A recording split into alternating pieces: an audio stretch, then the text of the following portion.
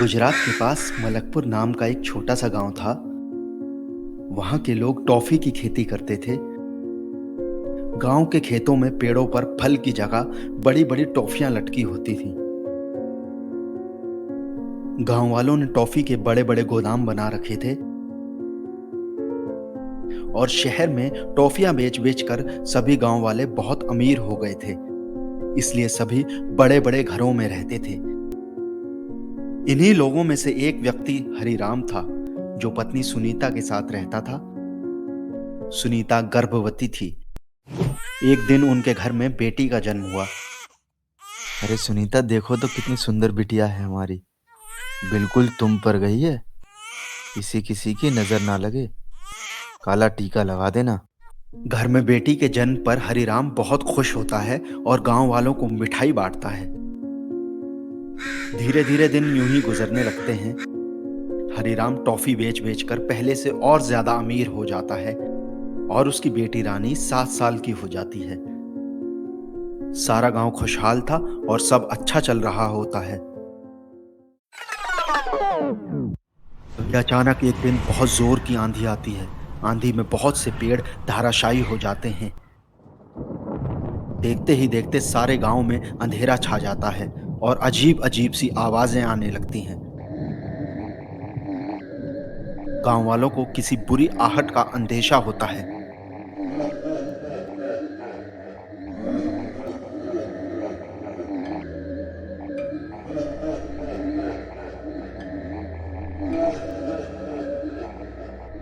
अरे वाह, कितना सुंदर गांव है।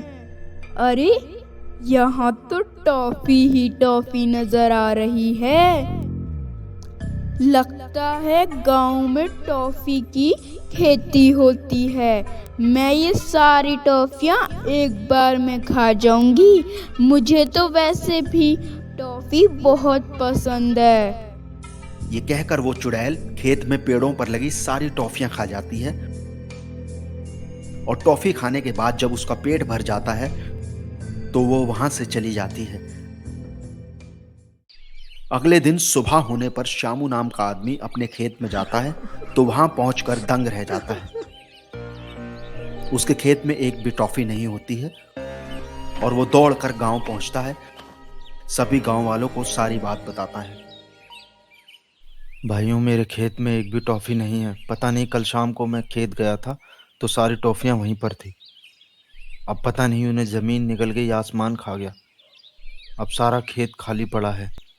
हे राम, पता नहीं मेरी टॉफियों को कौन ले गया। मैं तो बर्बाद हो गया, बर्बाद। श्यामू की बात सुनकर सभी गांव वाले अचंभे में पड़ जाते हैं, लेकिन इस बात का पता नहीं चल पाता कि आखिर ये काम किसने किया है। इसलिए सभी अपने अपने घर लौट जाते हैं।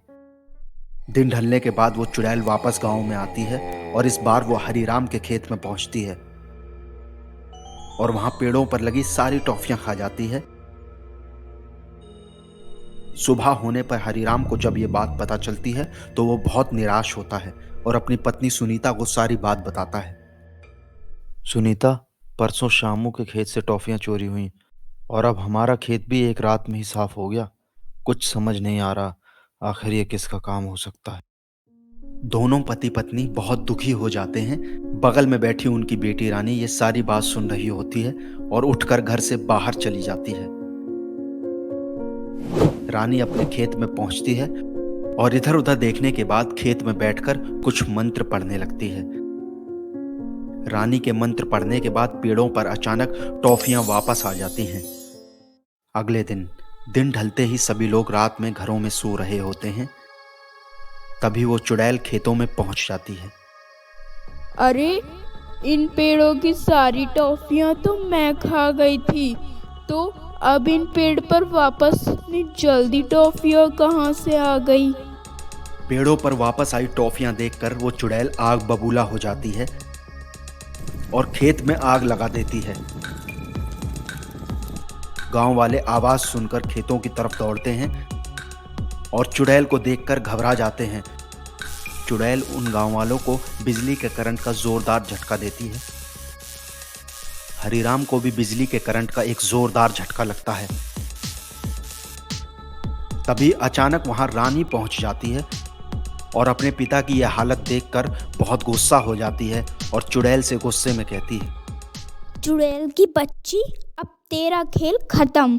तूने ही हमारी सारी टॉफियां खाई है ना, अब देख मैं कैसे तुझे मजा चखाती हूँ। हा हा हा हा, कौन है तू लड़की? तुझे मेरा शिकार बनने का क्या शौक है? तो ले, मैं पहले तुझे ही खाती हूँ। वो चुड़ैल जैसे ही अपनी शक्तियों से रानी पर हमला करती है, रानी भी उस पर पलटवार करती है। रानी और चुड़ैल में घमासान लड़ाई चलती है। रानी की शक्तियों के आगे चुड़ैल की एक नहीं चलती और उसकी सारी शक्तियां बेकार हो जाती हैं। अपनी बेटी को एक चुड़ैल से लड़ते देख हरिराम और सुनीता चौंक जाते हैं। अरे सुनीता देखो, हमारी बेटी एक चुड़ैल से लड़ रही है। मुझे तो लगता है रानी के पास कोई जादुई शक्ति है। हाँ, तभी रानी उस चुड़ैल को रस्सियों से बांध देती है और अपनी शक्तियों से आसमान में फेंक देती है। तभी रानी अपने परी रूप में आ जाती है और अपने मम्मी पापा से कहती है, माँ, बाबूजी, मैं कोई साधारण लड़की नहीं हूँ, मैं परीलोक की परी हूँ। मुझे श्राप मिला था कि पृथ्वीलोक पर जन्म लूँगी और जब इंसानों की भलाई के लिए कोई काम करूँगी तो श्राप मुक्त हो जाऊँगी। आज इस चुड़ैल से हुई लड़ाई में मेरी सारी शक्तियाँ मुझे वापस मिल गई हैं और अब मैं वापस परीलोक जा सकती हूँ। ये सुनकर हरिराम और सुनीता की आंखें भर आती हैं। पर बेटी, हमने तुझे पाल पोस कर इतना बड़ा किया है, हमें तेरी बहुत याद आएगी। आप लोग घबराओ मत, आप ही मेरे माँ बाप हो और हमेशा रहोगे। आप जब भी मुझे याद करोगे मैं वापस आ जाऊंगी। ये सुनकर हरिराम, सुनीता और बाकी गांव वाले भी बहुत खुश होते हैं और रानी परी को खुशी खुशी विदा करते हैं। उस दिन के बाद उस गांव पर कभी कोई मुसीबत नहीं आती। प्यारे दोस्तों, आपको हमारी कहानी कैसी लगी हमें कमेंट करके ज़रूर बताएं। हमारी इस कहानी को लाइक करें, शेयर करें और हमारे चैनल को सब्सक्राइब करना बिल्कुल ना भूलें।